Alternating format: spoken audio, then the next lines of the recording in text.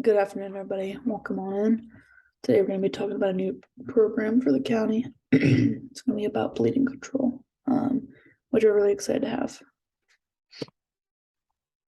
So safety here in our rural area is much different than some safety in our urban or suburban areas. We have a big population that are involved in boating, farming, hunting, a lot of things with heavy machinery. So there's quite different types of trauma that could come from that. A lot do result in bleeding. So in addition to all this, it's also pretty common for us to have longer response times throughout the county. We also have some difficulty with access to patients who are out in the woods, who are on the water, who are deep on their farmland. So it's a bit harder to reach them. So that's even more time it's going to take to get to them. So a bleeding control program in the community is going to be something that's teaching the community how to effectively control bleeding. So this takes away the challenge of the response time, as we can have some early intervention through the bystanders. So this could save quite a few lives.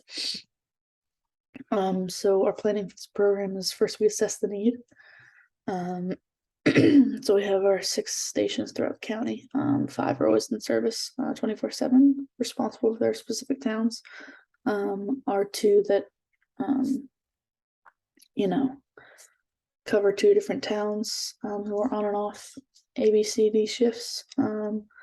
So they're responsible for each other's towns when the other is off shift. This with the high utilization of boating, farming, and hunting. So we need a better utilization of getting there. Utilization of our bystanders is pretty important a lot of the times. With this, uncontrolled bleeding is the #1 cause of preventable death and trauma. So having our bystanders there and knowing what to do could be extremely beneficial. Once we assess the need, we establish a group to be able to tackle some solutions to this.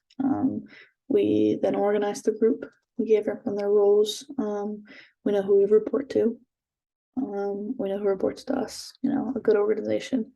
Then we went ahead and we addressed the need in a really, really organized way. So we have our organization to the program, letting it all just take shape. So here we have our organizational chart that helped us to organize our group here. So it shows the roles and the flow of authority throughout the group. We also needed to organize some logic for the group. So this here kind of shows the process of organizing the logic. So we identify the program goals. We go on, we identify the resources that are needed, the activities that will be done. We see what outputs and outcomes that we can have from here. We tend to also look at external factors and questions that can be used for evaluation.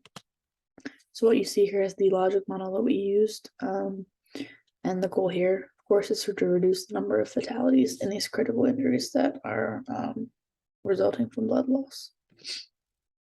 So here we have the need for the program. So as described earlier, it's a pretty unique need in the rural area.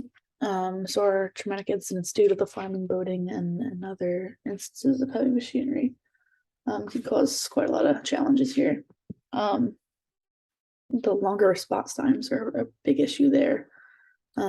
So this program is going to try to combat that as well. Especially the issues getting to the patient when they are not just at a house and they're deep in the woods or deep on their own farmland in the middle of the field. Not everywhere the medic can drive, and going on foot is just longer and longer to get to the patient in need.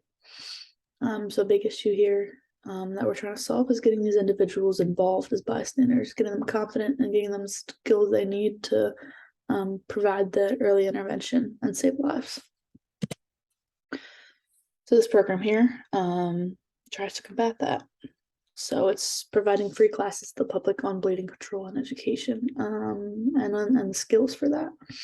So it would cover what to do when coming across an individual who has uncontrolled bleeding. It's designed to instill confidence in those who take it and encourages them in their skills to really give them the confidence to get involved if they ever come across this as a bystander. We also do provide classes to companies for a fee, and it's the same class that we are providing to the community as well.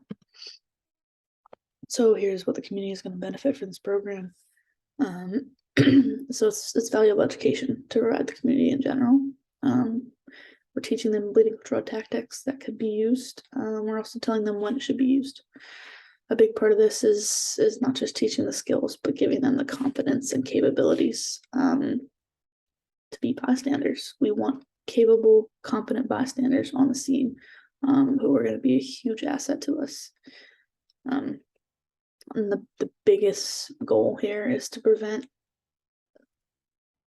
preventable fatalities. We want to reduce these preventable fatalities.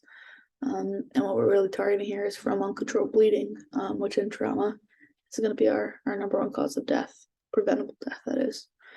So it does target more of the rural community, but there's also something that can be used for mass casualty situations, as well as active shooter situations, which have become an increasing issue in the country. So one thing we're doing here is we're collecting data to ensure that we are doing what we need to do, and we want to evaluate the program and improve it. We're collecting both quantitative and qualitative data here. So the quantitative data is just the amount of people participating in classes, and we want to see the trends of participation kind of going upwards. We want more people to get involved. We want to see if it gains traction, throughout the community. Our qualitative data here is going to be gathered through interviews after their instruction. So willing participants are going to be asked at an end of class survey if they would be willing to come in for an interview. And if they are, we're going to go ahead and just ask them a few questions and see what kind of data we can get from that. So our interview questions are as follows. How do you feel about your skill level after taking this class? Are you confident using the skill that this course has taught you? Do you feel prepared for a real life situation in which you would use your skill? If you were faced with a real life situation where your skill could be used, would you step in? And finally, is there anything we can do to make you feel more confident or prepared? So those who have said they will be willing to participate in an interview will be invited to an interview with a trained professional. They will be asking the same questions in the same order, but these are questions that can be, explained and discussed in depth. So the results from data collections are still pending at this time, but we have, some anticipated results. So we're thinking that we're going to have a pretty good amount of participation, although that the area here might be initially hesitant to accept this new training. We do believe that once they see the benefit of the training for their daily lifestyle for boating, hunting, farming, that the training will gain traction throughout the community, and they'll realize how much of a benefit this will be. So in summary, so our rural safety, it has unique needs, and that's what this program is going to try to help out with. So these needs where it's assessed the traumatic injuries that are commonly caused by daily life here, farming, fishing, hunting, heavy machinery. These issues can benefit from early intervention of bleeding control, and that's an issue as response times are prolonged here. So after this need was assessed, our group was put together. And then the program was kind of set up and organized. So the bleeding control program, teaches the members of the community skills for controlling bleeding in traumatic injuries, striving to give them confidence so that they will step in if they're needed, especially when the medic units are struggling to get there in a decent time. So data for the program are collected, both qualitative and quantitative. So our biggest data we want is the qualitative data through the interviews. We just want to see how confident they are in their skills and how likely they think they are to intervene. So the evaluations are still pending, but the results are anticipated to be quite positive, and we think we could really make some good improvements on the program with the data we get back as well. Right, so that is all I have for you guys. Thank you so much for being here and for letting me talk at you for